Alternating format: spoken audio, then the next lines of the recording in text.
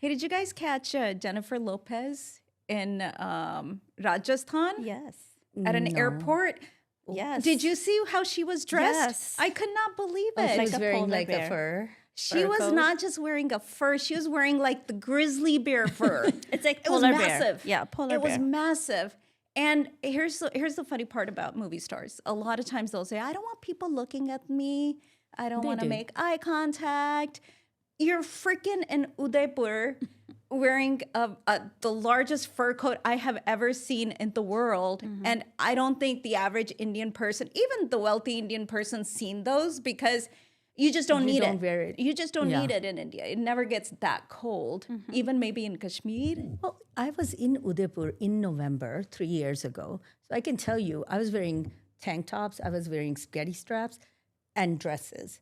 So it doesn't get cold. When it's cold in Delhi and Punjab, in Udaipur and Rajasthan, it's actually It's- like summer. Rajasthan. It's Rajasthan. So who well, they do say that the desert gets cold at night. But maybe she couldn't pack it in her Maybe- luggage. oh, that's a it good was point. too big. Because can you imagine packing that big coat? Okay, I have a in the luggage? confession. I have a confession. Do you remember, Upma? We were coming back from, I don't know, we were touring Europe, okay? And the only flight we could get was Ryanair because we were going from, Yes. I think it was Athens to, what's that other place? Istanbul. Istanbul, I think. And this was on the way back. Yeah. And I had too many clothes and it wouldn't fit. And they wanted to charge extra. So I was like, it's just a little bit more. So I put on 4 t-shirts. Remember that? It's embarrassing to admit this, but I did Hey, this. yeah. I was very proud of Creative. myself because I was like, oh, I don't want to pay like all this extra money just Yeah. because of 4 t-shirts.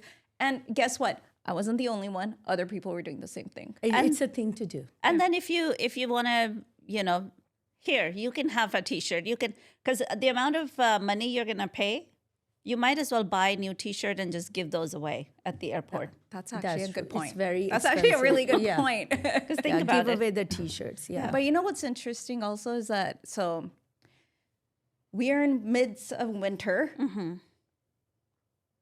Something happens during winter where I just start packing on the pounds. I don't know. It's such a struggle. I'm watching everything I eat. I'm down to like living on water at this point. No. Okay. No, that's not a good thing. Well, I mean, I get ja and cookies. I know you're not down to- But I'm watching every calorie intake right now. I am. I'm Okay. like the worst I've ever been, or the best at calorie counting I've ever been. But I'm packing on the pounds. You look great. And so whatever would is like to happening look- is fine. You know why? Yeah. It's a struggle because my weight just, with my normal diet, the weight was just going up and up and up. And I was weighing myself like 3 times a day. And it was like, I'm not even eating. A burrito. I'm going, I like, you know. gained a few You ounces. know what? When you eat a sandwich, you throw like part of the bread away and stuff. I've been doing all of that. Why would And you so- why would you deprive yourself of that? I'm never for throwing the bread away. You're gonna eat a sandwich, eat a sandwich. You're gonna eat ice cream, eat ice cream. No, I eat half of But- the sandwich. No, but what you do is, I think what started helping me, because eventually as you age, your metabolism slows. So, it is what it is. So what you do is you do have to have some sort of a workout regime. Which you do. Which I've been trying. I go to Zumba like crazy. I've been adding extra, and guess what? I'm just gonna add this on. So I don't just do Zumba. I do Zumba like 110%. I'm dancing harder than the instructor. Yeah. So I'm trying to lose those extra calories. But you have to, it's the math that works for me, which is, it works, like anytime I try, it's the same calculations that work for me. I'm not doing calorie count. Well, I kind of do. You keep up to like 1,500 calories a day, but don't go over that, right? That's my math. That works for me, right? And then, but you burn 500 calories every day. You have to burn 500 calories every day. But you can eat up to 1,500. If I eat 1,000 and not burn 500, it doesn't work. I have to, whatever it is, I have to burn 500 calories a day. Then within a week, you lose a pound. So it's a slow process, which is actually the right way to keep yourself instead of like drastic weight losses. I'll take anything. You're doing fine. Can we stop you look talking fine. about it? Because you look great. This is the struggle for me this week. No. And I would love to hear if you guys had any struggles or anything interesting happen to you this week, because we haven't had a powwow in a while. Well, the reason we haven't had a powwow is because I had zero voice, if that's possible. It's hard to imagine because I lose my voice if I get a cold, but normally there's still some voice. There was zero voice. I was completely mute. I was handicapped. So I know what it feels like. I was traveling. Somebody asked me, one of the guys from the airliner asked me, "What's your name?" Because he came to my seat and he needed to do some kind of figuring out. And I looked at him and I'm like, I have it. I just can't say I it. wrote my name down on my phone in the notes app and showed it to him. I looked so pathetic. It was. People are extra nice though. yeah. People are extra nice. because everyone's been there. They're We've like, all let me been there. speak for you on their behalf. That was what happened this week. Health. Nice to have you be quiet for a change. I probably think so. Today I'm gonna talk less. So if somebody notices I'm talking less, it's not that I don't have a lot to say. I still have a lot to say. I just don't have the power to say a lot of it. So I'm gonna stay quiet. They should watch this in video then, so Yeah. that you can do sign language and everything. And I they would be can- like, We do have a YouTube channel, by the way. yeah, which is Pretend great. Samosa. Can you tell us what it's called? Pretend Samosa on YouTube, guys. Okay. Find us on YouTube. Look up Pretend Samosa, and we've got, I think, about 2 full episodes up. We are posting more videos. And maybe perhaps next week we'll have all of our other videos up as well. Okay. Great. Awesome. What Good about news. you, Benita? Subscribe. Yeah. Well, I had something really cute happen last week. And that is in my school, we were outside, my class and I, we spotted a parrot in a tree. The most gorgeous parrot I've ever seen.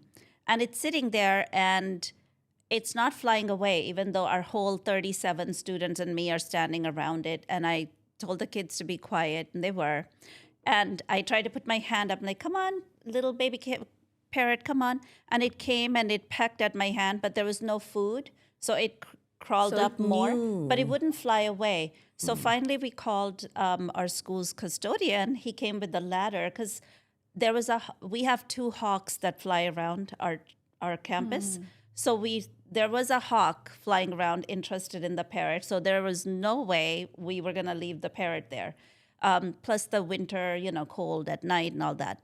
So he came, the custodian, and he tried to grab it and it flew, but it could only fly like a little bit because its wings were clipped. So it's somebody's pet and it had a band on one of the legs, right?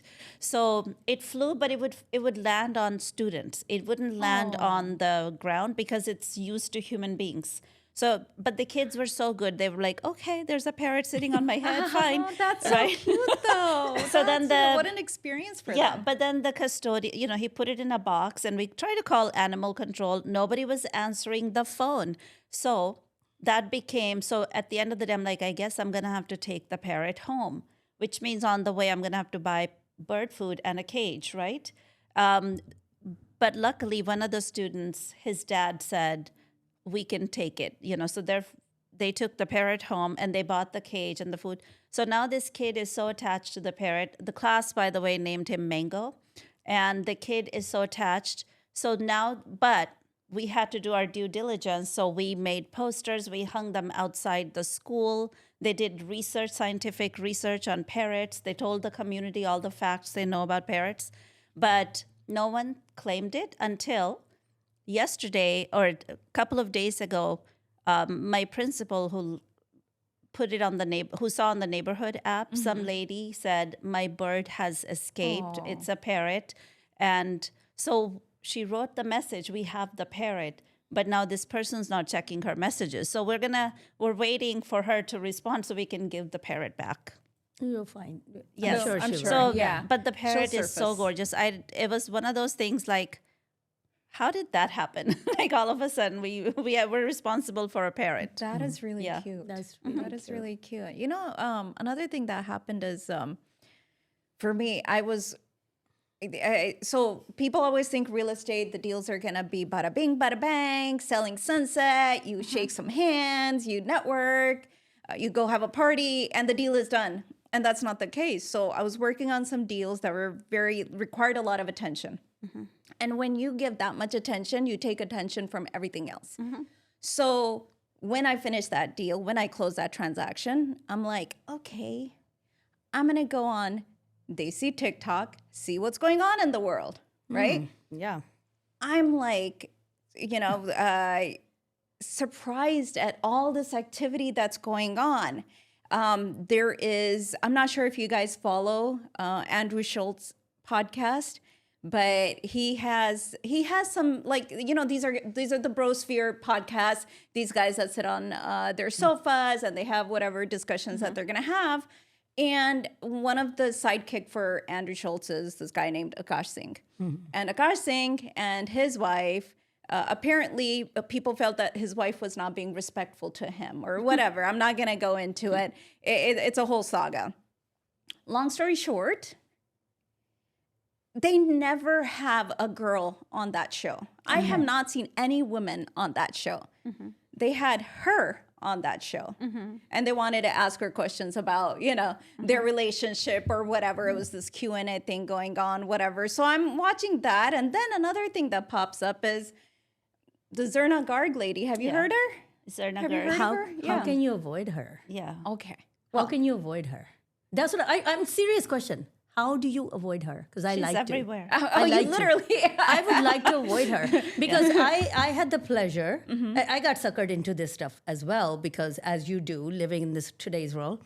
So I had the pleasure of listening to, I think it was the Daily Beast interview with Zarna Garg. I excuse me, I don't know if you guys got that. Yeah.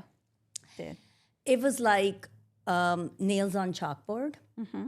I kept listening because I was fascinated by how irrational and crazy it was that I couldn't stop listening. I had to listen to it. It was like self mutilation, almost like you're punishing yourself for something. But I felt like it was for our own community. I had to do it because if I didn't, then I couldn't let it go. Because, and I don't know if you guys caught any of it and you relate to my sentiment of how irritating it was. Unfortunately, I didn't listen to the whole thing though. I listened to bits of it. Okay. I think you hit it on the nail when you say nails on a chalkboard. That Hit is it on it the was nails with very nails hard. on the chalkboard. There you go. Nails Nails and and nails. This was very. The sad part is it was so familiar. The things, the attitudes, the things that they were saying, the attitude that they had, the approach that they had. And I was thinking, my God, I see so many Desi people with that viewpoint. And it had nothing to do with, you want to be conservative, you be conservative. I don't care, honestly, what someone's political affiliation is or leaning is. It's the other things that really stood out to me. What stood out to you? Well, firstly, I did want to kind of just, we can't assume everyone knows who this lady is, even though like she seems to be like in our sphere all the time. Tell us who she is. Okay, so let me introduce you to Zarna Garg. So she is a comedian. Well, quote unquote. We'll call her. We'll give her that. some of She's her a stuff, comedian. she can be She's good. funny She can be sometimes, funny. yeah. I'll give her that. She can be funny. So she is a Desi comedian who's based out of New York. She apparently opens for Amy Poehler and Tina Fey, which is huge. So, and she's only been active for like 4 or 5 years, but she's gotten very popular. So her comedy is kind of like self-deprecating. It is about just kind of like laying it down, making fun of her own self, and together with that, all of us, because we happen to be from a country called India, or that's where our family's from. So that's her comedy. So it's just so if people don't know, that's Zarna Garg. It's You can like look her up. Gharilu comedy. It's Gharilu comedy. Yeah. So and to answer your question, what really bothered me about it was this broad strokes that she just painted all the Indians. And I'm like, can you imagine? One of the things she said in her interview, and the 2 interviews that I listened to was Daily Beast one and the Amy Poehler one.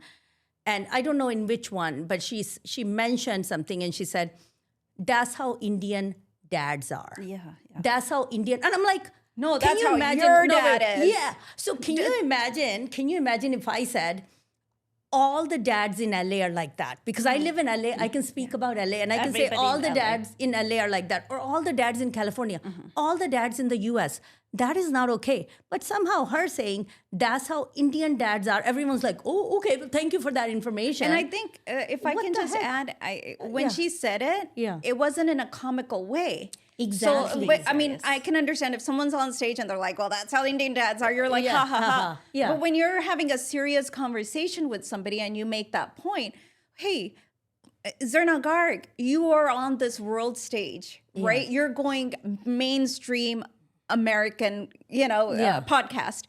This is not a subculture anymore. So when you go and speak to that large of a stage, you need to be very respectful. Look, and you need to be very responsible in how you communicate because you can't generalize. When you're making certain comments, you need to say, well, that's how it is in my family. That's how my dad family was. is. That's how my dad is. Not all Yeah. dads are like that, but that's how my dad is, There is an added responsibility that you have that you can't just generalize and throw the entire culture, the entire, community, Desi American community under the bus just because you want to make a saucy story out of it. But here, I think what bothered me was, and which I didn't watch the whole thing because I think I couldn't. was running out of time or something. I didn't have time.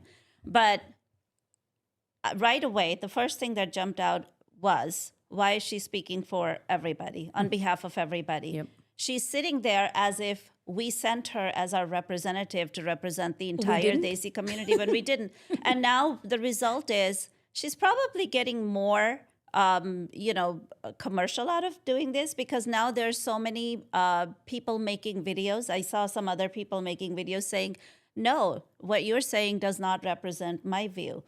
So it's but she's getting more publicity as a result. So it might be a publicity stunt. You never know. She brought the internet together. But let me say, along the lines of what you just said, bringing people together so I really think she panders to her audience, right? Who's my audience at the moment? So when you see this a podcast with Amy Poehler, okay? And I don't know if you remember, Upma, I watched it. I tried to listen to it. This is like in August it came out.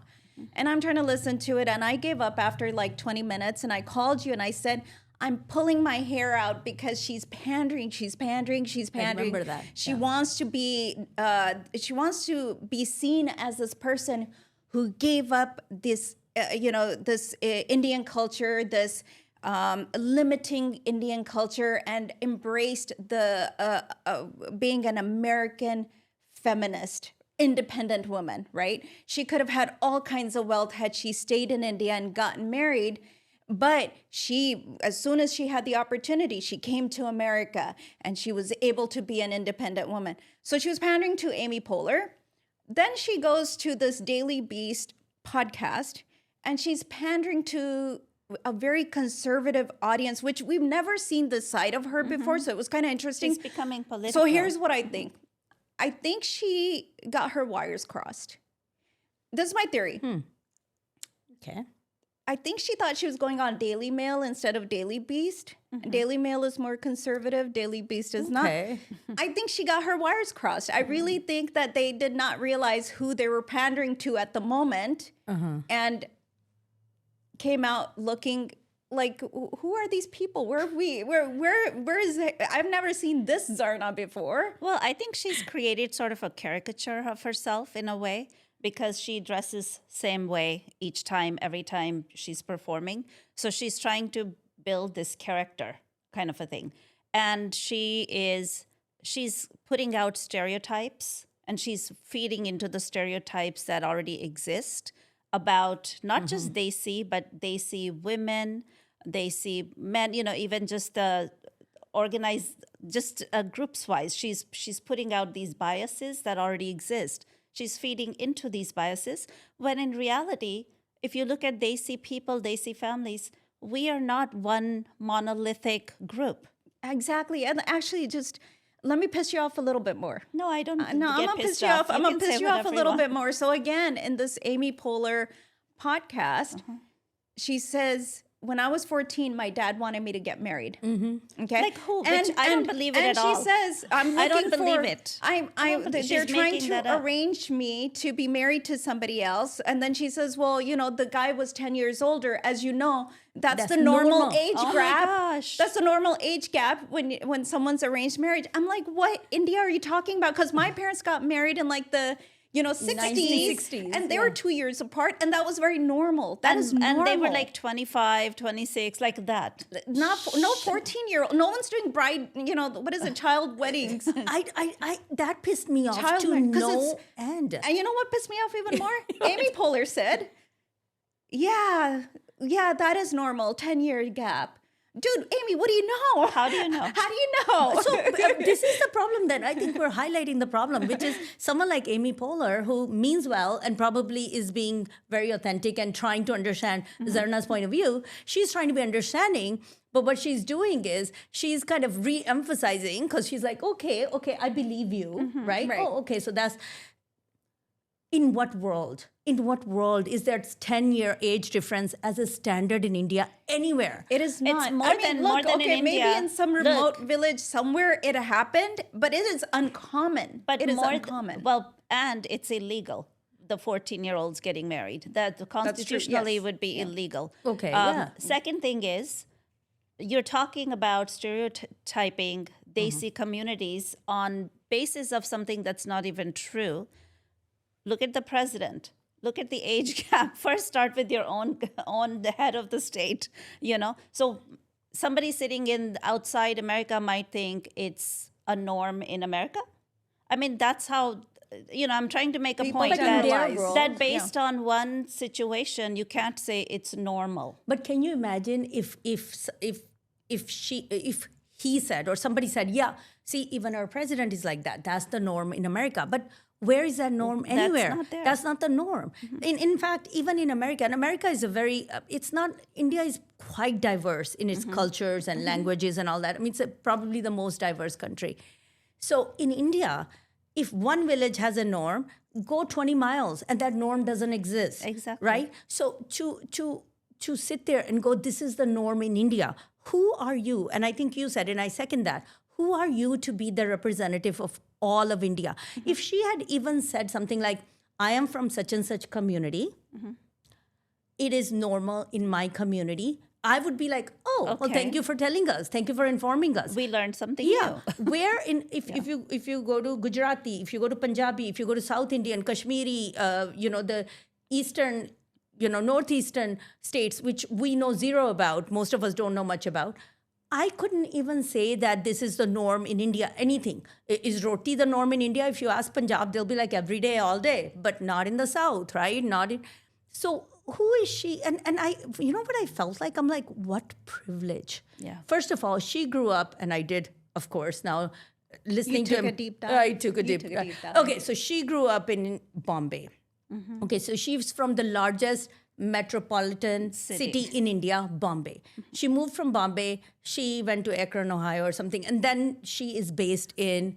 By the way, in regard to Bombay, while Yeah. we're still there, she says she was the top 1% of Bombay. No, she said 1% of the 1%. Oh, so she was okay. She's Top coming from a 1% of the 1%. privileged background. Super privileged class.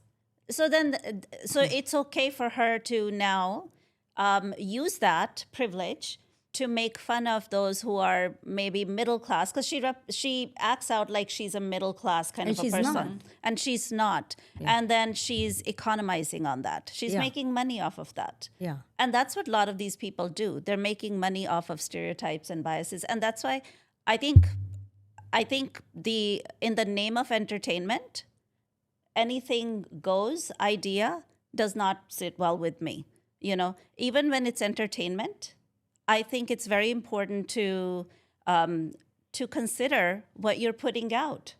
The ethics should be there. Well, honesty should be there, and honesty isn't Honesty and Ethics ethics should be central to everything you do. I mean, even in I go back to real estate, because there are a lot of behaviors that people have that are not ethical. I choose to be always ethical. I choose to do things honestly. There are easier ways to make money when you compromise on those things. Right. And we say no.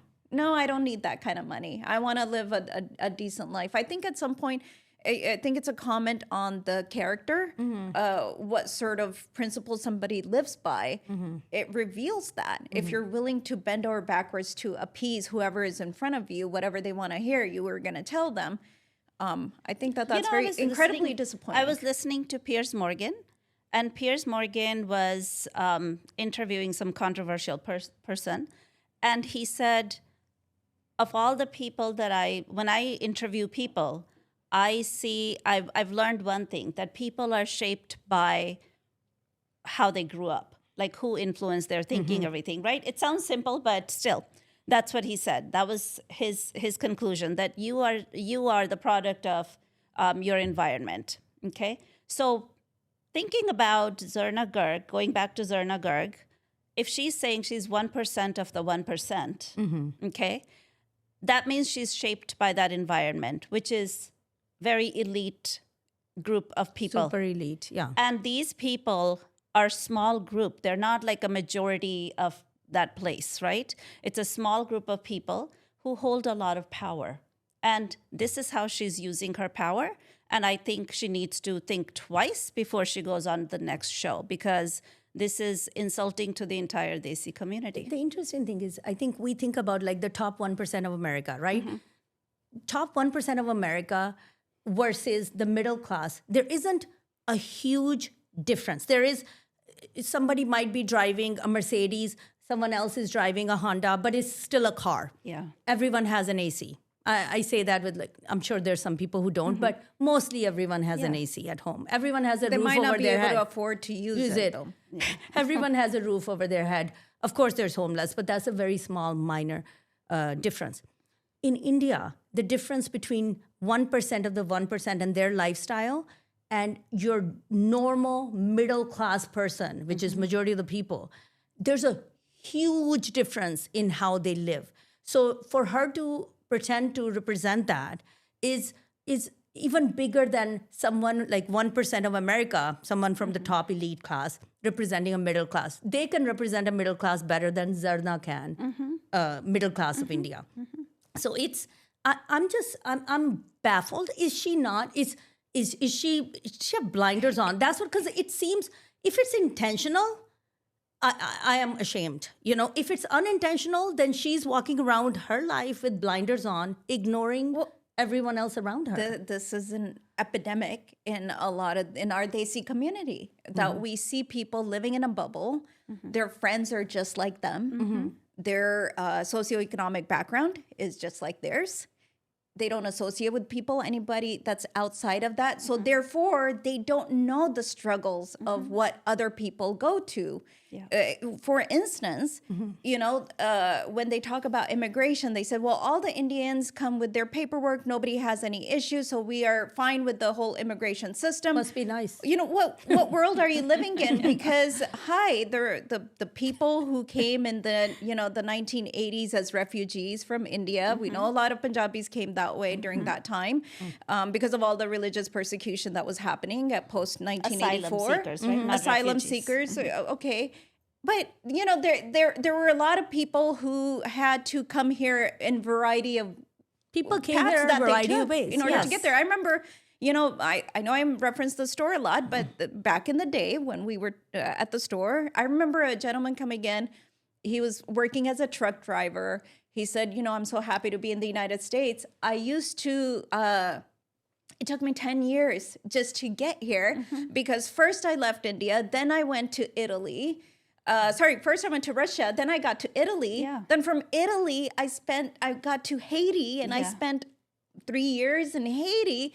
Then I got to Mexico. Then I got to I was like, wow, what a journey. And he was finally going back to visit India after 20 years of being away from home and not seeing his parents and all of that. That's the sad part, that she herself is an immigrant. And the way immigrants struggle to make life, she is disregarding all that, and she's making these blanket statements about, we don't have that problem. We don't have that problem. Is she creating a hierarchy of immigrants that we are better than some other immigrants? She is. Right? It's a good so point. it's Yeah. like, we're a higher class. It's the status. We enjoy specific status. Yeah. That is disgusting to me because, and that maybe, now this is just my theory, is it coming from the mindset of caste system, for example, that, some people are higher caste, some people are lower caste. That in itself is, we are the elite, you are not. There is a sense of hierarchical system, right? Indians love that kind of stuff. I don't know if you guys Of course remember. they do. Let me tell you something. Centuries. So I had goosebumps when I heard this, and I was like, I wonder if any other Desi person caught on to this. So when you watch that Meghan Markle special, her first season 1, not season 2, season 1, Mindy Kaling was one of her first guests, and I don't know if you remember. Mindy Kaling made a big fuss about, she got a gift of some jam from Meghan Markle, and on it said the number 50 or something. And she said, when I got that, I wondered who was 1 and 2 and 3 and all the other people, because I'm a very hierarchical person. And I was like, oh, Mindy Kaling, I'm not surprised. But I would not expect you to be any other way, because that is the Desi thing, hierarchical status, who's higher, Status is where everything. do I stand in the social circle? Financially, where do I stand? How do I rank? I mean, they're consumed by it. And this, going back to this immigration thing, what's interesting is, and what's sad is, it's we watched the Zarna Garg thing. I also saw another guy on TikTok talking about, well, people talk about their immigration struggles, but, us South Asians, we never had those struggles. We didn't really have those struggles. I'm like, dude, what are you smoking? Like, everybody, that just tells me that you have a very limited social circle, that you have not stepped outside of it, and you have not associated with people who you think may be less than, not up to par with you, or they don't rank in your hierarchical system somewhere. But, I was in an event, and it was fundraising for something, for a nonprofit, right? And I was so disgusted by somebody's comment like that about immigrants who, these people themselves are immigrants, but they have made it to a certain point, or they came already from a point of privilege that they don't understand other people's struggles. So they feel comfortable making these statements, right? But the good part was the person who's on board of that nonprofit actually got up, grabbed the mic from whoever was presenting, and he said, I have to address this. And he said, we all, some of us came from privileged backgrounds, and we need to stop this kind of a conversation. He referenced Guru Nanak Dev Ji, and he said, we are his students. We don't talk like that so-and-so is a better immigrant, so-and-so is the worst immigrant, or non-immigrants, right? For anything, we need to come from a human perspective. And I think that's why Zarna Garg's comments are so bothersome to us, because we've been trained to think of people as people, not as parts of these hierarchical structures. And I sometimes wonder if they have appreciation. Now, someone like Zarna Garg, I know she was a lawyer. I don't know if she really She still says. is. Yeah, she says she's a lawyer and all of that. But I wonder if she's ever had the, opportunity to learn about American history and history, especially of immigrants and immigration laws, and how, people could come here in the early 1900s. Then for a period of almost like 50 years, nobody who was brown. There was exclusion. There was an exclusion for Indians and Chinese, lots of right? other immigrants, Asians. And it wasn't opened up until, I think it was like the 1960s, late 50s, 1960s. That's when our uncle came here. And that's why we got here somehow. But we've had sort of a very, I'm speaking for ourselves, we've had a very sort of, you can say, a clean immigrant journey. We came through the proper channels and all of that. But I'm happy to say that none of us have gotten into this point where we think, because we had sort of like this journey which was legal and all that, by the book and all of that, that somehow we're better, and somebody else who came through some other channels is worse. But even we had the struggle. The struggle that was isn't there. like, you cannot deny that there wasn't a struggle, especially for someone who is Sikh, who's Sardar, or let's say even someone who wears a hijab, someone who wears like their religion outwardly or their are very cultural visibly, aspects. different and can't really blend perfectly into the mainstream. Which none of us can, whether we like to believe it or not. We cannot. We cannot. should not, because you don't always want to compromise your identity, your beliefs, your principles. That to me shows a weak character when somebody says, "Oh, I had no problems. We just blended right in." At some point you're like, I can't do that.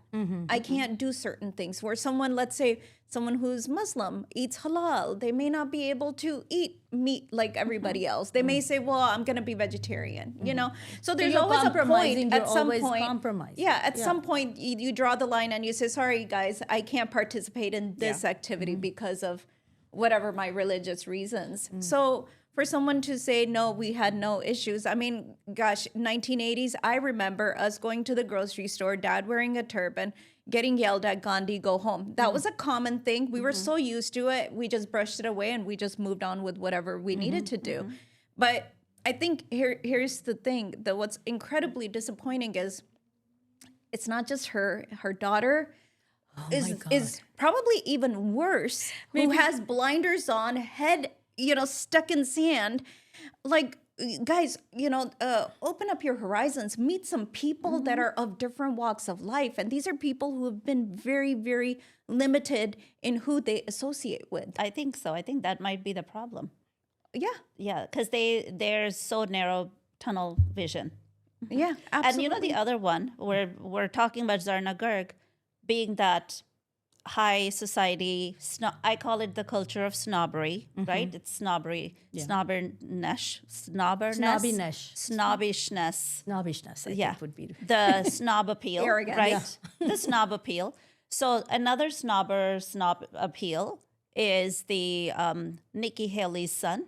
Oh, let's not go into him. Because Who is that? Nikki Haley's son, he's been going around now. He's out in media. great. Okay. And he's been saying all these immigrants who are coming here, we shouldn't be allowing immigrants to come. His own mother. His own grandparents, His your own own grandparents. His whole maternal side of the family is immigrants. But he obviously, like you're saying, these people... where's their vision? Very self-hating. Yeah, you it's know their what's vision okay. is You the know what's problem. I would be interested in your input on this. So one of the things that the daughter says, and I don't know if you caught this, she went to this prestigious high school. I did some research on it. It's called Bronx Science. Zoran Mamdani went there too. And she was saying, oh, well, the entry is based on meritocracy because, it's purely meritocracy because all you have to do is take this 3-hour exam and the top people who get the top scores get into the school. And by the way, like I did some research on this. So they do a lot of, STEM, the subject matter of that school is all STEM related. And only 3% of the people who apply get in, and it's all based on, the entry is based on this test. But when I heard it, it was so hurtful to me that this young person does not see that there's no straight line to meritocracy. Like, at what point do we level the playing field for everybody? And in passing, she says, yeah, you can get tutors and stuff, but, ultimately you're taking the test.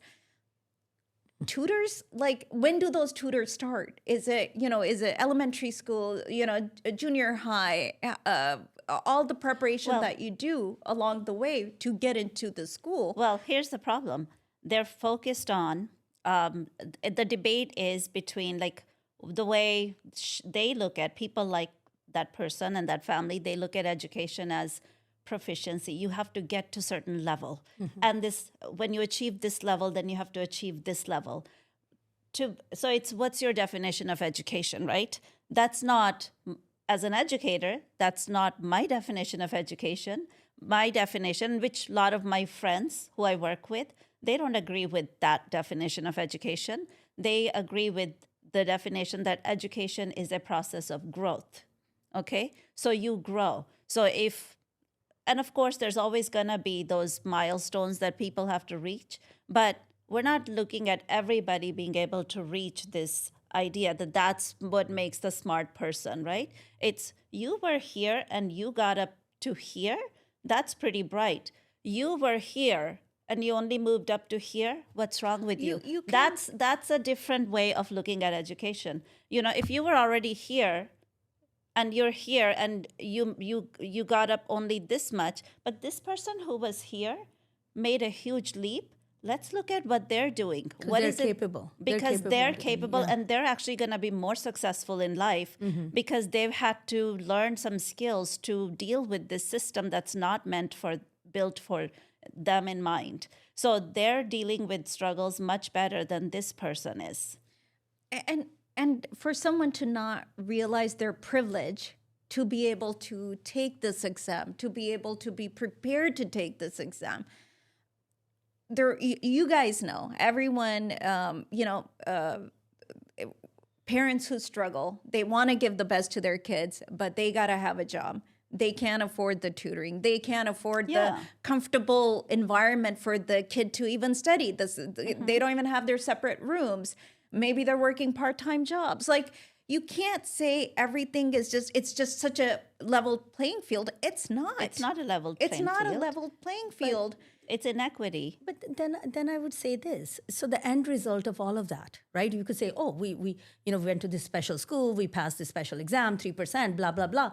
What's the end result of that? So end result of that is this privileged girl who has blinders on. That's the end result. Oh my God, it's a failure. I'm sorry to say that's a failure at the end, because what you want is you want someone who's going to be able to notice everything, even at work. You have a business, right? And we've all worked. I've worked in corporate environments. Who is successful? Who notices that where is the failure point and can go there and talk to that person and say, hey, we got this project. You need help. I can notice that. How can I help you? But if there's let's say, project manager or someone who's trying to accomplish something and they are only looking at their own boss and the boss's boss and ignoring everyone else, that project is going to fail. Life is all about that, even if you talk about work life. So this girl is not prepared. She would make a horrible teammate. She doesn't see anyone except what's ahead of her, what's above her. She doesn't see what's around her. So no, that is not great education that she got, in my opinion. And then, coming from a lens of being a Sikh, we have a definition of education, given to us in Gurbani, and that is Vidya Vichari Tamprapkari. So I might be saying it's something a little bit wrong here. But meaning true education is if you can become a compassionate individual. That's a truly educated person. If that compassion is not there, we don't care meritocracy, we don't care which tests you passed. It means nothing. Yeah, if you can't help anyone with all of that, Yes. that vidya that you have, then what's the point? To acknowledge your own privilege, to be grateful for the privilege that you have. And that means that you acknowledge other people's struggle. There is a crime that occurred in our local city. And that happened many years ago. And this person there was a gruesome murder. This person was on death row, and recently he was going to be executed. The date had come. And so the local paper did a huge write-up on this guy. I mean, his act was pure evil. But here's the thing. When you read that article, this guy was like in his 60s at this point. He had been incarcerated at the age of 12. He had come out, gone back to jail, come out, gone back to jail. He spent more time in jail than on the streets. And for someone to come out of that system and be any better than the monster that he was, the system is just failed him. As a young boy, it could have been handled. So it is a privilege for someone to be sitting in a chair and even be doing this podcast, because life could easily be very different if you didn't have the guardrails.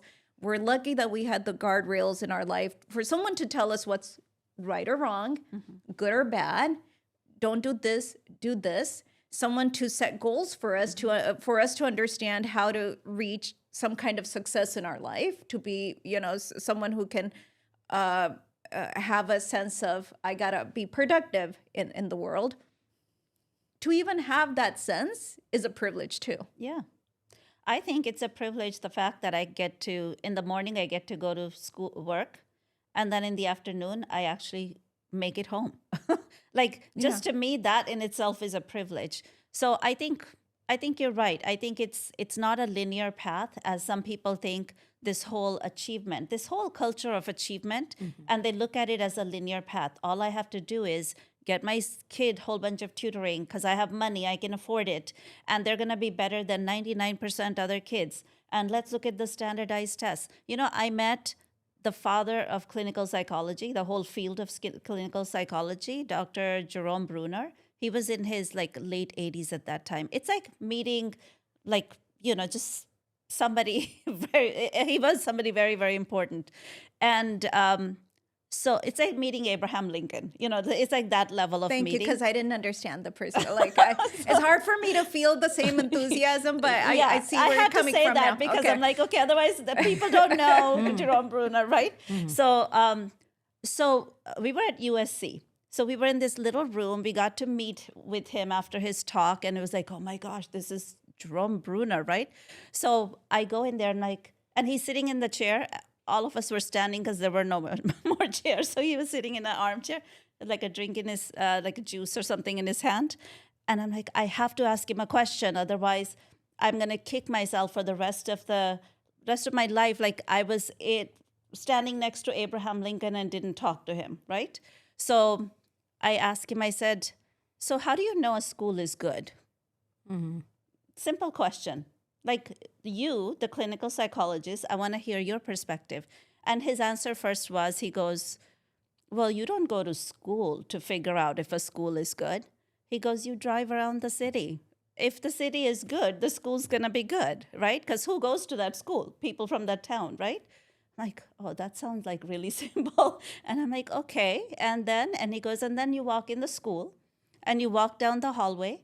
If everyone's smiling and talking and there seem to be no problems, well, it's a great school. And I said, but everybody wants to look at those test scores to judge if it's good or not. And kind of like these parents were feeding into that culture of looking at education that way. And he said, well, in that case, you're going to have to become an activist and advocate and say no. And I said, oh, but then I can lose my job. And he goes, well, then you lose your job. You know, so he's coming from that point. Stand for something. Yeah. So that was he basically was like, yeah, that's the only way. You just say no to the system.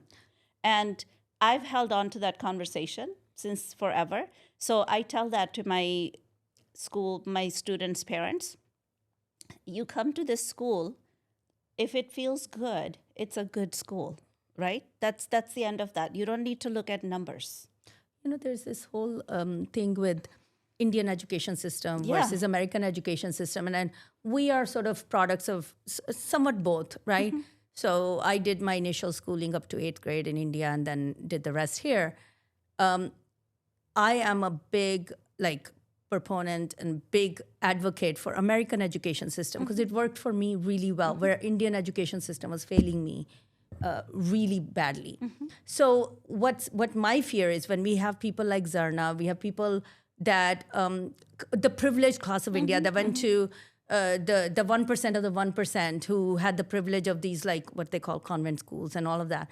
When they come here, they're like, oh, we want to put our kids in private schools because we went to private schools. They don't even give the public schools here a chance, which I think America has, in my opinion, a really good public school system. So that's the problem with that kind of thinking. Because in public school, what you get is, when we went to school, we were in bad part of town, so we would have gangsters in school.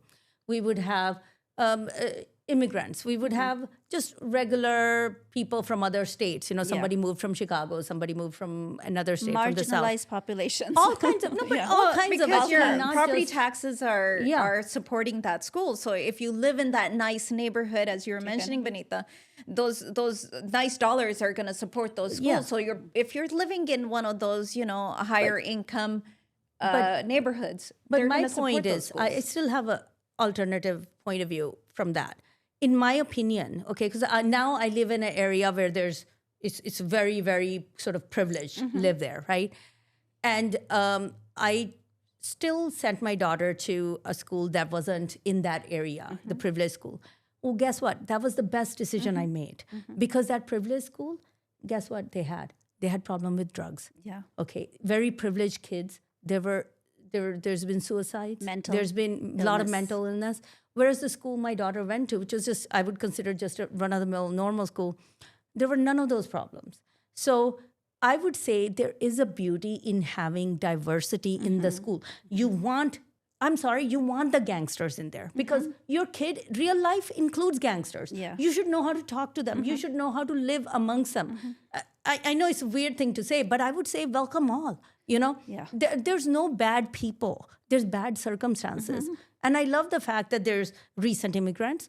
You know, there's people, white people, black people, brown people. Different types of immigrants. Because Doesn't always have to that's look real like you. life. Yeah. People like Zoya Garg, I think is her name, you know, Zarna's I daughter. see. If she went to school where only 3% of a certain type of people, you know, like you can say nerds, okay, are admitted there, she doesn't know how to live amongst regular people Yeah, anymore. yeah. What And, about and let real me life? add, let me Yeah. add this to you. Yeah. To this.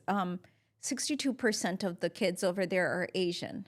There you go then. Right. So so she's really kind of staying within a Within her. small Within that circle. small. Yeah. And people, you know, this is the sad part. People like Zarna Garg, they like, and her kids and her family, they like to be exclusive. They want to be exclusionary in every way they can be. And here's interesting point was that this was something I caught on social media, some video of her talking to somebody and saying, look, when I go to India, my ticket prices are the equivalent of $200, 200 American dollars. So in India, the average person can't attend my shows. So I don't have to associate with the riffraff. Ticket to attend. ticket, Oh, like okay. a I thought plane ticket. I was airplane like, ticket. what? Sorry. Oh no, I'm talking about the misunderstood. show Which, tickets. Okay. which Show airlines tickets. does Okay. she- No wonder you guys are giving me those Yeah, looks. we're like, okay. what is No, the show tickets. She said I keep it at $200 because I don't want to be associating with those riffraffs. You're I kidding wanna- me. She said So that? then that's She's discrimination. like, I don't want to. at a I don't. big- I want to keep my tickets high so that only people who can afford to be there will behave a Because- certain way. She's assuming they will behave a certain Oh, my way because goodness. that's money buys class in her. Oh my in god! her. I'm Okay, just like my dying mind right listening now to is this blown. because these people do exist. I'm just shocked at that. Even though I know they do exist, I'm still shocked. Me too. I'm like Because- mind blown hey, right now. Because why isn't anyone pointing those things out in the media that, hey, you said you are trying to keep anybody who's not wealthy out of your shows? They coddle her because I think they think that she represents this wider Indian community. doesn't. And they don't want to piss anybody off. So they coddle her. What's interesting is even in the Daily Beast podcast, it seemed like she was, the host was giving her an olive branch. Like, okay, like here's an off ramp. She was trying. You don't have to go down this path. You don't have to keep, harping on this. But they wanted to. You know, but okay, so here's Mamdani who went to the same school as her daughter's going to. Why is it that he turned out differently? Again, Good question. it's your environment shapes you. His dad was an exile from Africa. So his dad was already a community leader who was fighting for other people, and he was kicked out of Africa. And his mom and him, they're educated, Harvard, and this and that. But at the same time, his mom's movies have that topic, right? right? Talking about that. But if I social can issues. finish, so the mom, I don't think she came from a very like a wealthy background or anything. These are like those good students who came to America, and both mom and dad, they made it, and their dad is a professor now. So yes, he went to that school. But at the same time, he's got these parents who are giving him certain kind of values. So it comes down to value system. They have a sense of social responsibility, and you can see that he was raised with that sense of Yeah. social responsibility. interestingly enough, And his life is very diverse. Mom and dad's background Yeah. is very different. So that diversity has been part of his life. well, what interesting thing was that apparently he is opposed to this test being the only way somebody can get into that Yeah, school. because what if you're not feeling good that day and you have a headache and now you have to take this test? So your entire life's going to be decided on the day you had a headache. Multiple measures of success. The apple doesn't fall far from the tree, and I think this really proves it. To you've got Zarna Garg. We know her biases, right? She's been very open about her biases. And then you've got Zoran Mamdani, right, who's been raised by these parents who had a sense of social responsibility, and his attitude versus her attitude, her daughter's attitude. These are this is what they're learning at home, and there is The a difference between parents who are raising them. Case study in Case the study. importance of parental responsibility. There was it's a huge thing. Yeah. Who you get raised by, you become a product of that, no matter what. there was a study done, and I guess or there was an article in Psychology Today, and it was done on Indian elitism, or that attitude think that I people read have. that. Did you? And it was there was an interesting. article in Psychology Yeah, Today about it's- Indian elitism. Yes, Yeah, yes. yeah, Okay. yeah. Or I think they might have called it South Asian, but I don't know if it was in particular read Indian. But it was from about 2023, so it's been a year or so, or year or two old. I need to read that.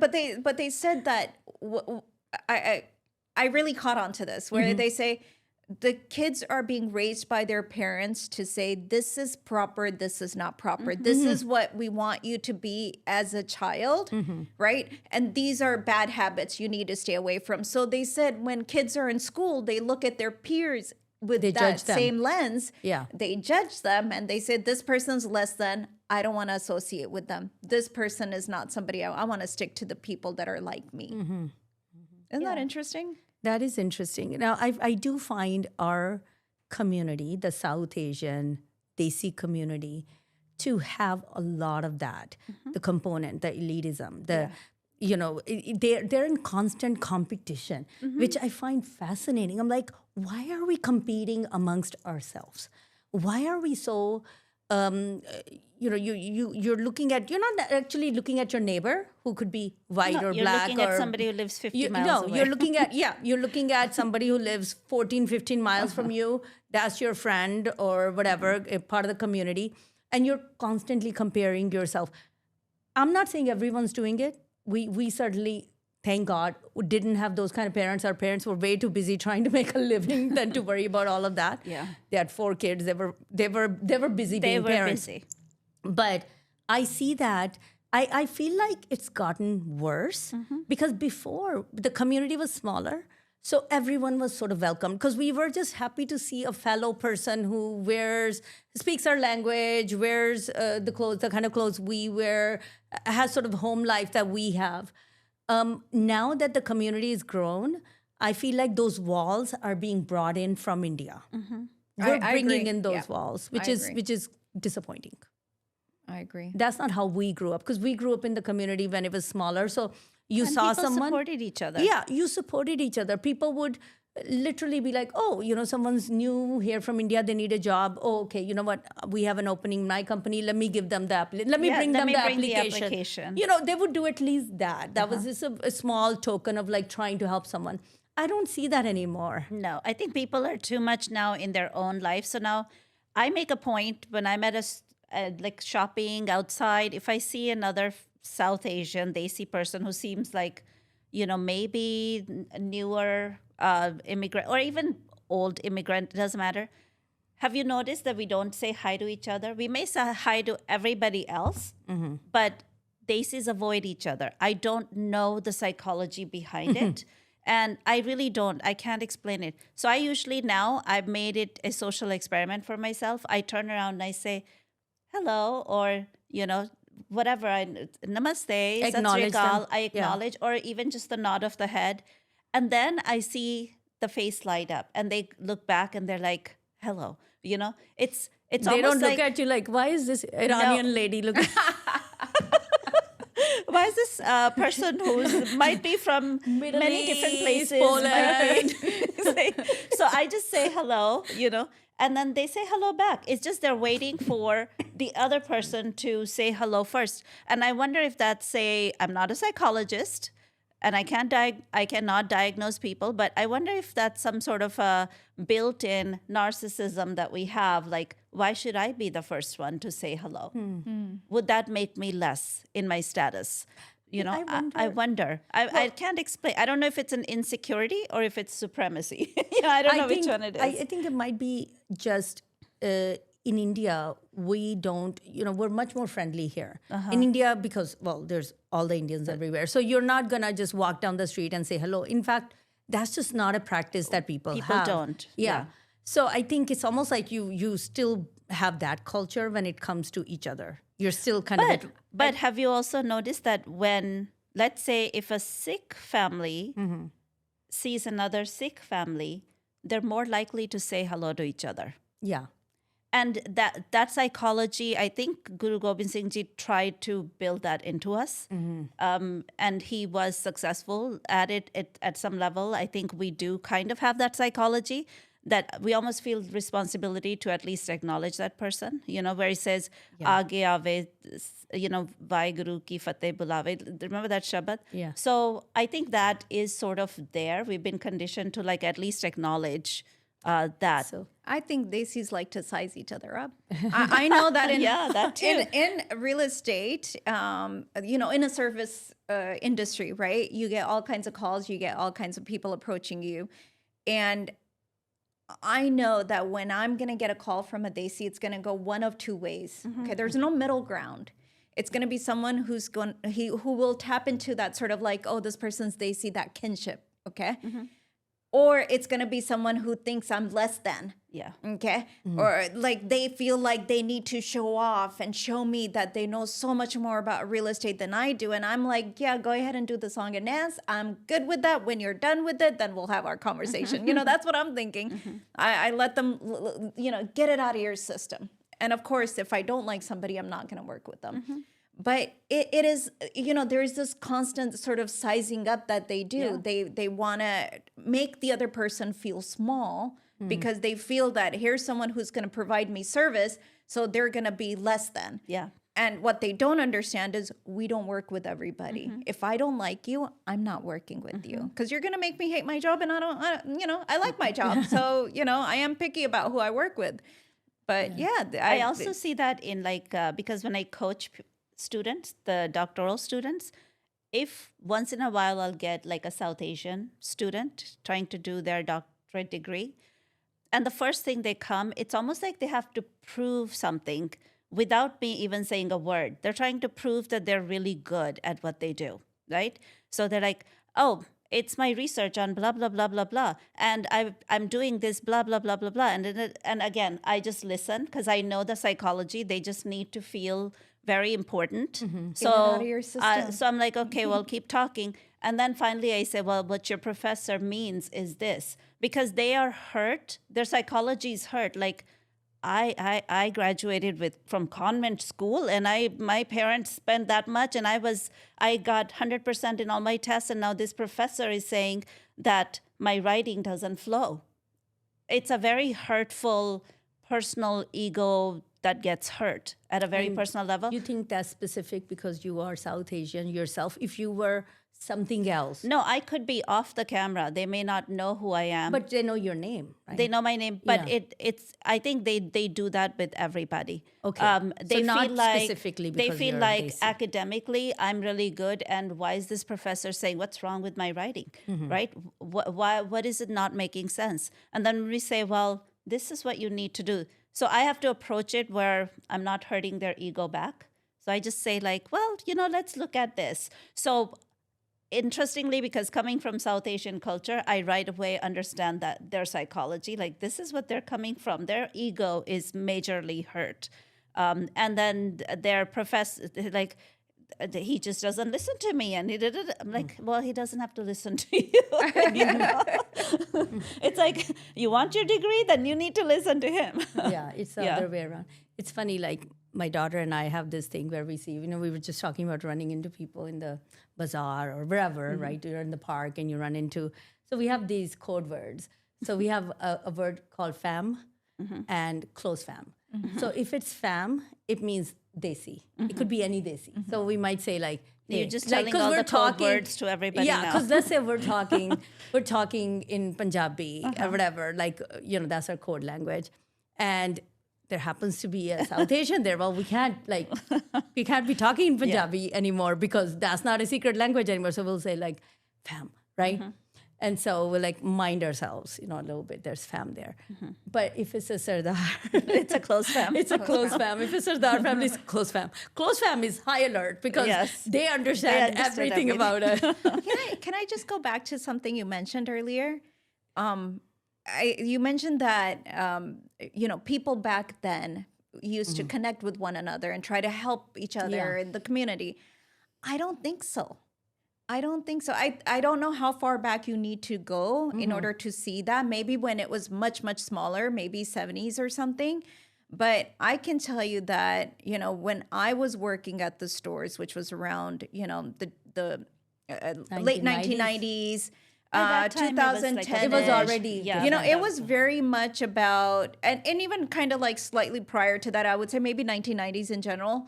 There's a lot of this, at Dr. Saab ne, at Dr. Saab's hang out with other Dr. Saab's. Yeah, The that Dr. was Saab's there. kids hang out with the other Dr. Saab Yeah, kids. that was The Dr. Saab's kids, write very nice speeches, onanu agge karo.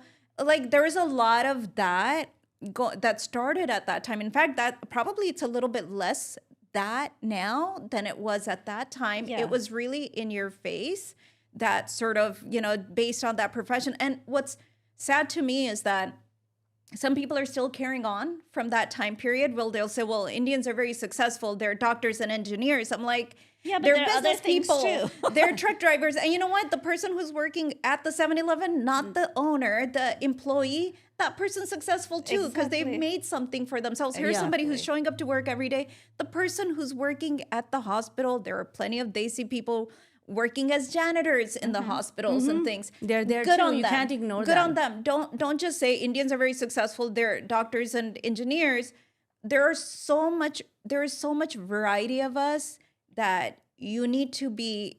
You need to acknowledge can't- that they you exist. can't not can't see them. But I that's think the it's problem. almost- They don't Yeah, even yeah. acknowledge them. But That's I what think it's bothers me. almost just another stereotype that we're doctors and engineers. That's a stereotype. Why? Because the first group that came were these groups who came to get these kinds of degrees. So they got to know as doctors and engineers, right?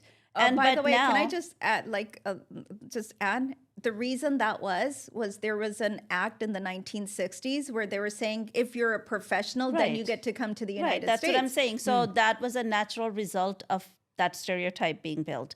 But I don't think that stereotype stands as much because we have diversity in what we choose to do now.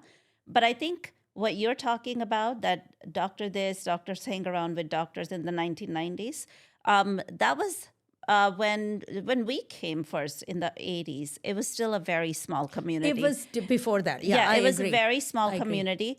And we weren't so, I'm going to use the word institutionalized. We weren't so institutionalized. We had one Gurdwara, so it wasn't Everyone like showed up there. everyone had to be there. So what happened is as more organizations developed, as more these social, cultural, religious centers begin to develop, then you start seeing that segregation happening. It is segregation. I go there because that's where my kind of people go. All the doctors hang out there, kind of thing. So you start self-segregation because it's a result of institutionalization, and interestingly, which is, to me, that's an interesting social case study also. Yeah, but I agree with you. Like I'm talking about the 1980s. Maybe we experienced it. We came here in 85. We experienced it for about 5 years. And this was before the H-1B people came. Because Exactly. that brought influx of people. The technology bubble. But before that, you might have, within the community, you had some doctors. And, everyone went to them because, they were sort of the elite, right? They had the resources. So they were put on pedestal. But at the same time, if they saw someone else in the mall, they would still talk to them. Yeah, they would. Because they were still hungry for that, kinship Yes. amongst the people. So that, elitism and classism has always been there because that's part of the part and parcel of like the Indian culture. Unfortunately, we've never been able to shake it off. So that was still there, but now it's more pronounced because of these like institutions. Like now they have doctors group of Indian doctor specialists, Indian technology specialists, Indian dentists, Indian this. We've made ourselves into all these groups, which I personally don't like because, you know, if you want to see a successful group of people, you have diversity there. That is the key to success. You have women, you have men, you have people from all kinds of backgrounds. Ages. That's where No, you get I success. understand if there are professional groups that are, you know, like let's say there's a doctor's group or whatever, the dentist group, whatever, Punjabi dentist group, Indian. I get it.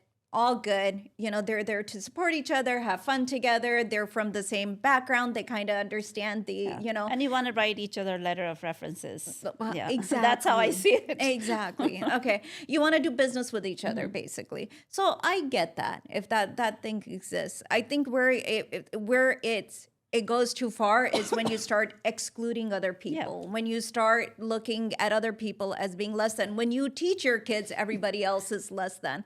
You know, trust me, when I was working at the Desi store, they wouldn't say it to my face, but I could tell that there were some people that would look at me as if, here's a person who didn't aspire to get beyond this, that this is the best that she could do. In fact, I remember there was a salesperson who came in and he's talking to my mom, and I thought he was a nice guy. My mom thought he was a nice guy. So he just, for some reason, this day, he wanted to just insult the heck out of me.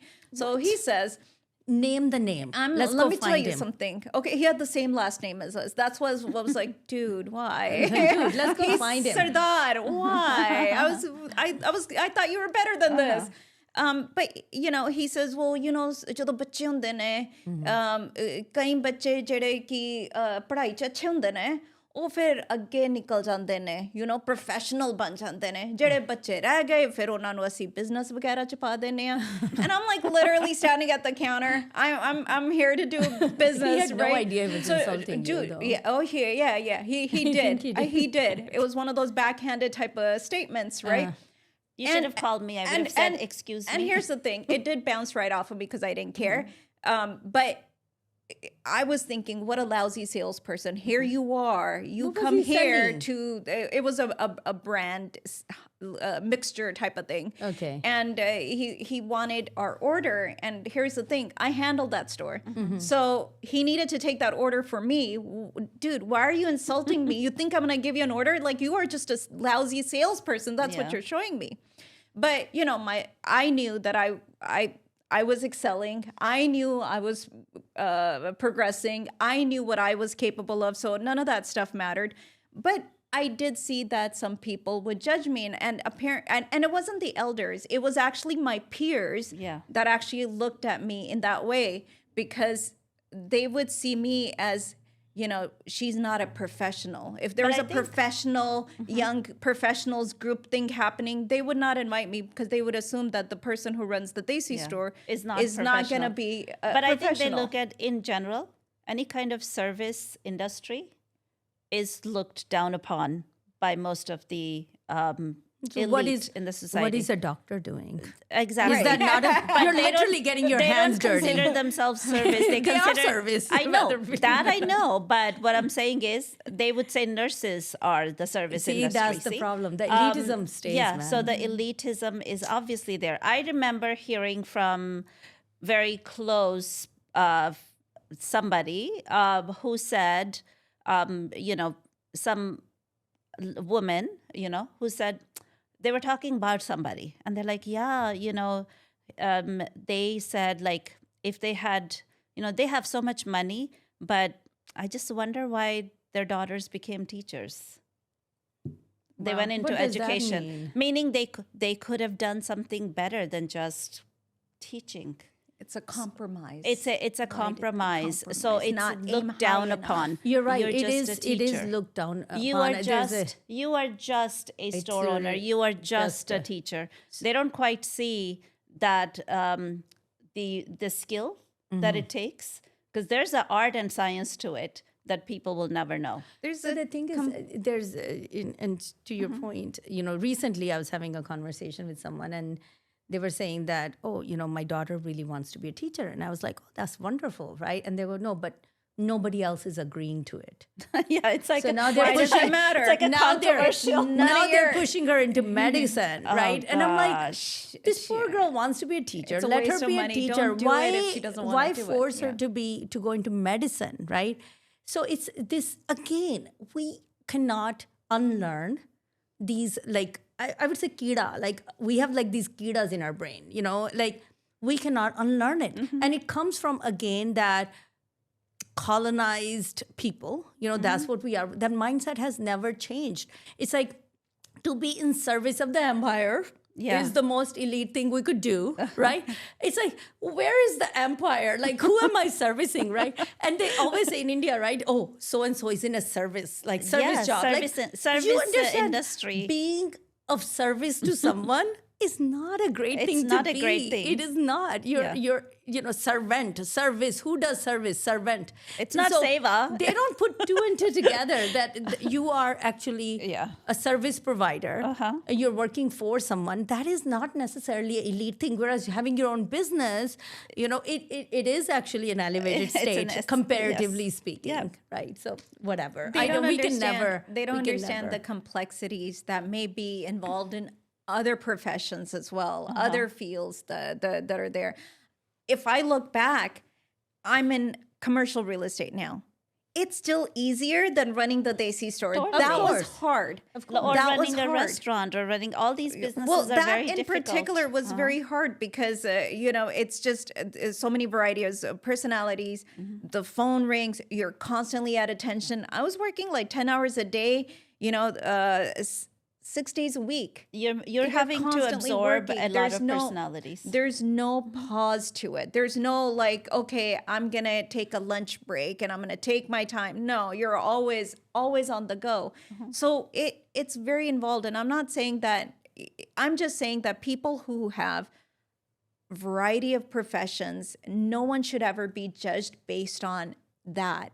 Every profession, if someone's good at whatever they do, trust me, they got there because they've gone through the hurdles.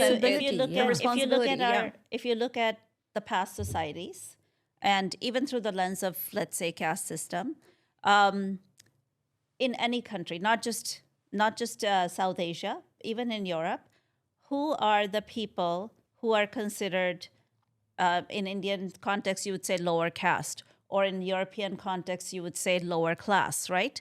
Who are these people who were considered low? It's the service providers and the artisan community. You are pottery maker. You are ironsmith. You are the people who had the actual skill to get something done. Even farmers. And farmers. And, the ones who are actually providing a Food service. and service, The ones who just sit back and read a lot of books. And they're considered noble. Use those services that everybody else is providing. Those are your elites. Somebody else mentioned that actually recently, and it's very interesting you bring it up because they were saying that the people of the lower caste were the ones that actually had that skill. They had skill sets. They had specialized. They were specialized. They were never going to be out of a job. They were the experts in their fields. Yeah. So they were the artisans, painters. Why do you think we call it like starving artists? It's not a it's there's a reason we say that because we did not treat them well, I mean, okay, well, maybe a broader conversation if we apply it to today. That's the labor class, right? Yeah. You have the labor class and you have the billionaire class. And then we have labor unions as a result because they had to unionize to survive. They're trying to do away with, but they're trying to also bring them back. And, that is they'd say that like in human history, there's always been a struggle between labor and capital. Yes. I get that.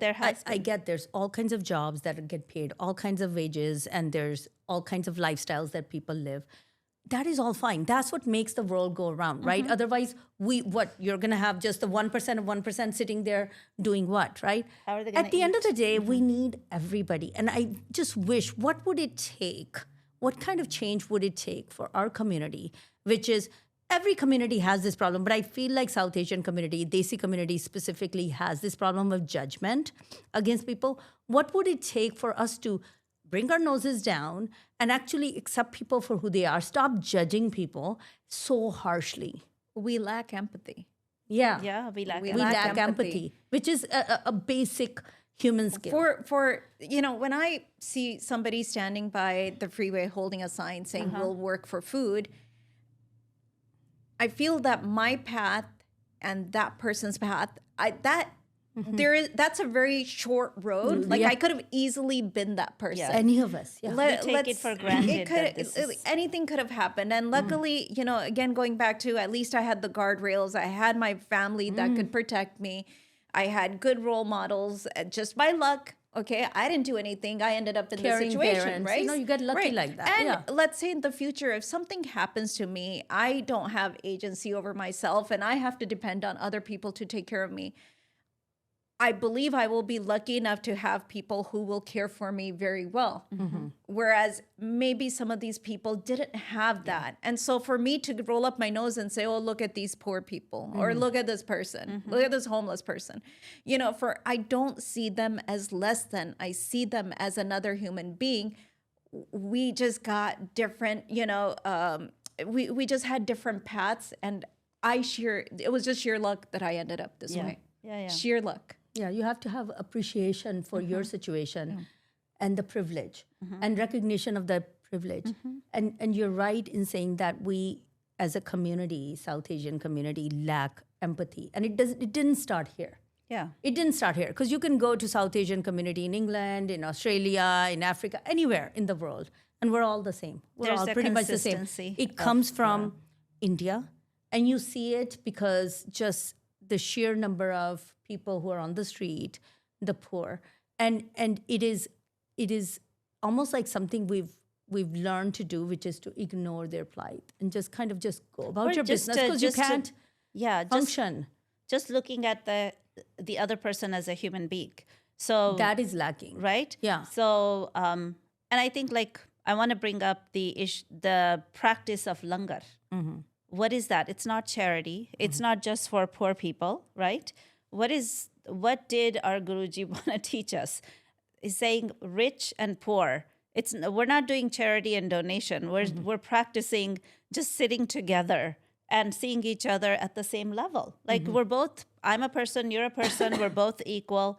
And can we just sit down and eat together? Just that simple act of just sitting I'm down no and eating. better than you. I'm no better than you. And this is not about me feeding the those downtrodden where I feel superior. It's me sitting with myself being served along with them. So it's that's social justice in practice. I think it's also I'm no better than you. I'm also no less than you. I'm no less than you. I'm no better than you. It's We're funny equal. that finer difference. There is a slight difference between because people will say, well, a certain mandir does this, or certain organization does it, or soup kitchen does it. Like there's a lot of that going on, right? But that difference But there is a between the difference. langar at the gurdwara and how it's served, and the purpose and the intention, and what a soup kitchen with good intention as well.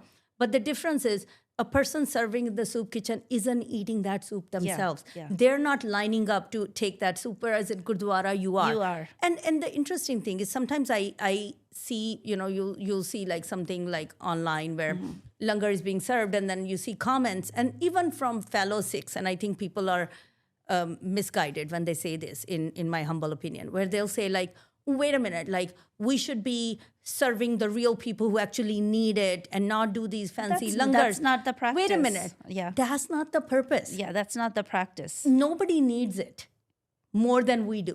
Yeah. We need that humble pie more than anyone else. Yeah. So for us to get in the line and actually take the same food that somebody else is eating, I had the best experience. I was at Anandpur Sahib a few years ago, and I'm sitting in an aisle on the floor eating langar, and across from me was this guy. He looked like he'd just come from the Himalayas. I mean, this Hindu sadhu. Okay, he's sitting there and he's eating, and then next to it was like a Nihang Singh Yeah. with his bowl. He's eating. I'm here, like from America, this whatever you want to call. My daughter sitting here, a privileged child who, like, this is the first time she came here. And we're all just sitting here, me being a woman, them being men. It didn't matter. We're all sitting across from each other. We're all eating. And that's the purpose of langar. So please, like I would say we need to really understand the science and the logic behind Yes. the concept of langar. And it is not necessarily, not even close to feeding the poor. It's not feeding the It's poor. not feeding the It's poor. not feeling sorry for anyone. Yeah. It's actually just practice being human beings together. And yeah. it's the poor can serve me, I can serve the poor, we can serve each other, we're at the same level. We're sitting It's in a the same- reminder to yourself that everyone's the same. same. There's no one better. There's no one Yeah. better. And so when we say it's not charity, not charity. it's not donation, it's service. That's why we call it seva. Seva has its own definition. It's not the same as donation and charity. No, and regarding seva, I mean, that's what is a beautiful concept. When you go to the Gurdwara, you see people of whatever service, whatever background, they're out there cleaning dishes, men, women. Okay, this is not just a women thing. It's men also Men of do every even age. some in Yes. some cases they're running around more than women, like cleaning dishes. They're all that. cleaning dishes. People are polishing shoes. People are mopping and Emptying out trash, Right. everything. and it's beautiful to see that, and everything is happening. And Everyone's there's no boss. participating. There's no like manager who's like, you two, this is your job for today, you two. There's no one orchestrating this whole thing. It's just happening on its own. Because when people decide to behave and just serve, you don't need somebody micromanaging you. You know what to do. Yeah. Yeah. You So look we at are the- learning empathy there. yeah, we're Which learning we need, empathy. more than anything we need. as Wait, a that's so community. true. Like, bottom line is, right? You need to be reminded to be humble. You know what's interesting? Actually, I had this realization, this revelation one time. I was at the Gurdwara. We were making roti. Prashada. Prashade. We're making prashade. We're rolling them out, right? And there was a gentleman, like an older gentleman next to me, who was also rolling, and he was apparently really good. Now, I look like I don't know how to make roti. I know how to make roti, okay?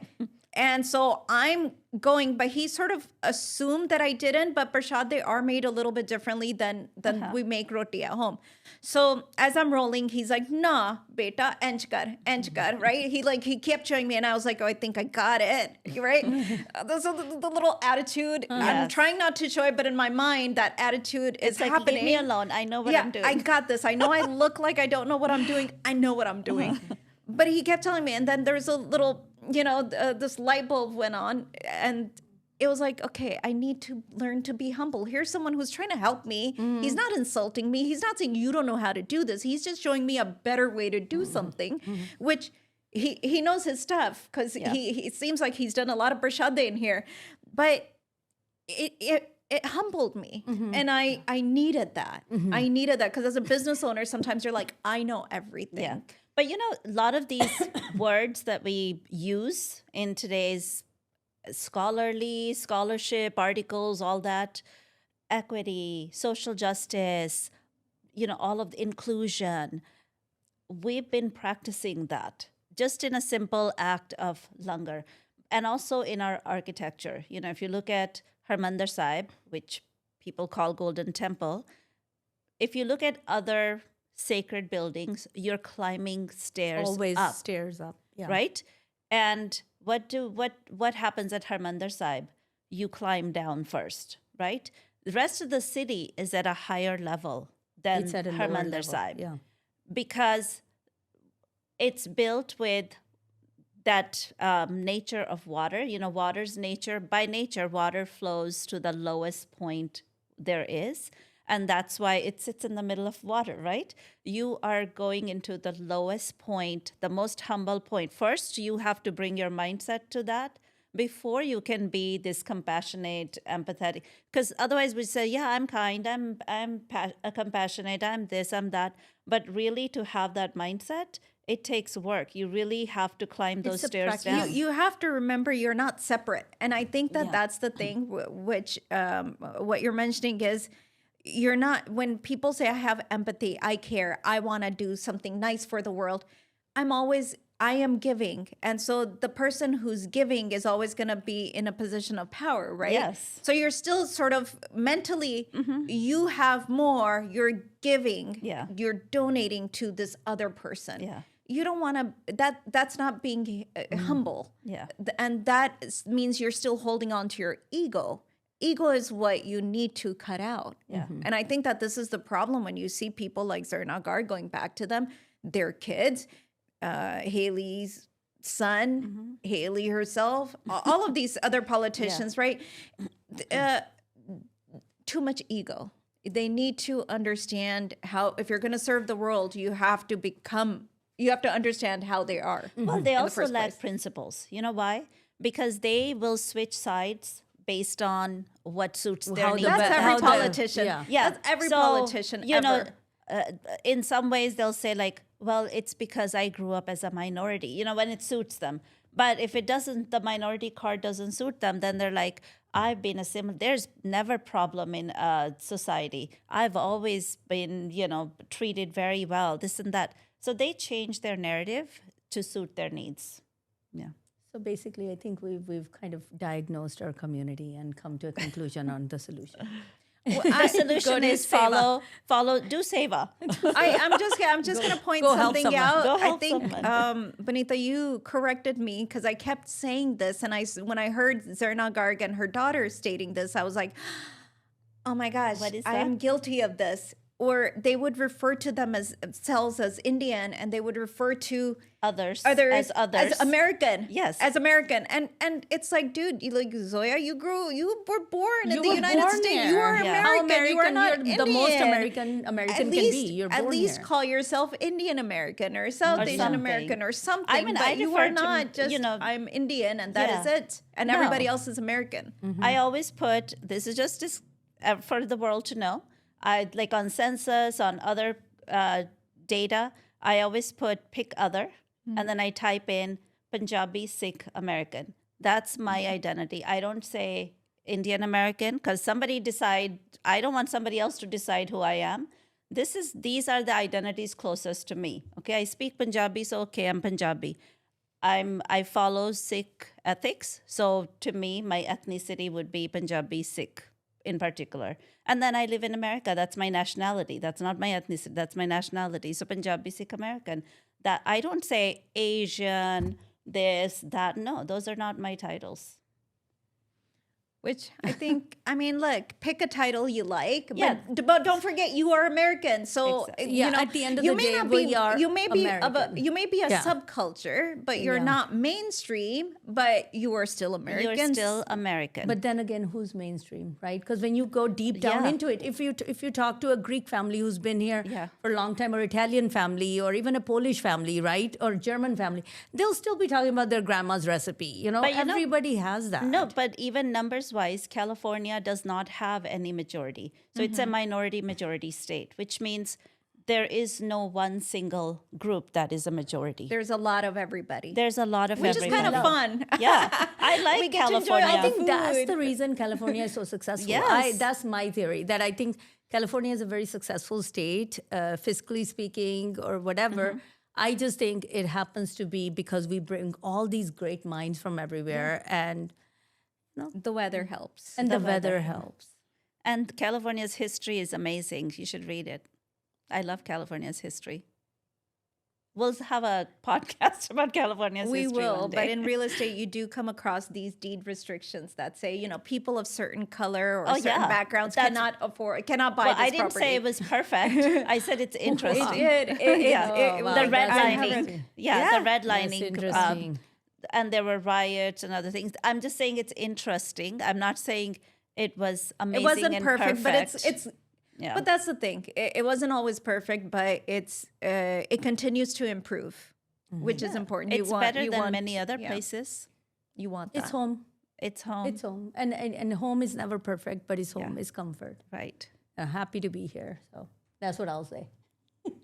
I had the fifth or sixth great grandson of the first Mexican governor of California in my first grade class. He was my first grader. That's cool. You know so many celebrities. I do.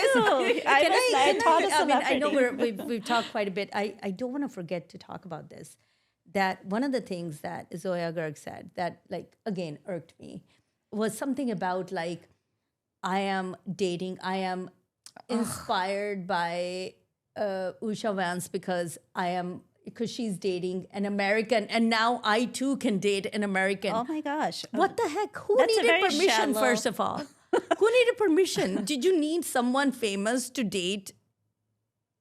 You needed a I'll role tell you model. why. I'll tell you why this was such a big deal for her, because here's somebody who went to high school with a bunch of other Asians. She went to college and she went to Stanford. She's in this, bubble. Yeah. She has not associated with the wide world. I'm guessing all their friends, all her friends, all their family friends are all Desi American, similar to them. So I find it fascinating because I'm obviously like a couple of decades older than her, than Zarna Garg.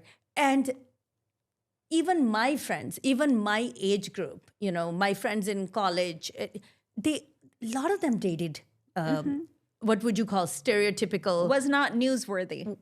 white American guy.